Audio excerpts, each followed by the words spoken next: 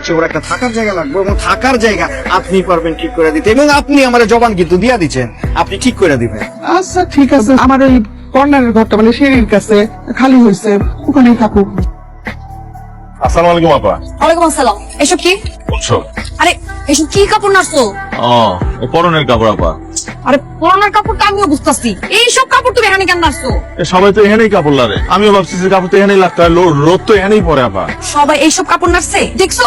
আপা, আমি তো বুঝি নাই যে এনে পোলাগো কাপড় লাগা যাবে না, কোথাও মায়াগো কাপড় লাগতে পারবো। কাপড়ের মধ্যে যে বিভেদ আছে এটা তো জানতাম না। তুমি এই কাপড় এখানে নাড়ছো কেন? এই কাপড় কোন আপা আমি বুঝতে পারি নাই এই কাপড় এটাতে এখানে আসলে শোনো, এনে তুমি ছাড়াও আরো 4-5টা পরিবার থাকে, চলাফেরা করে হান্ডিয়া। একমাত্র তুমি আছো যে আবি একটা, এলাকা অনেক বুঝতে শুনে তোমার চলতে হইব, হিসাব করে চলতে হইব, কথা বুঝছো?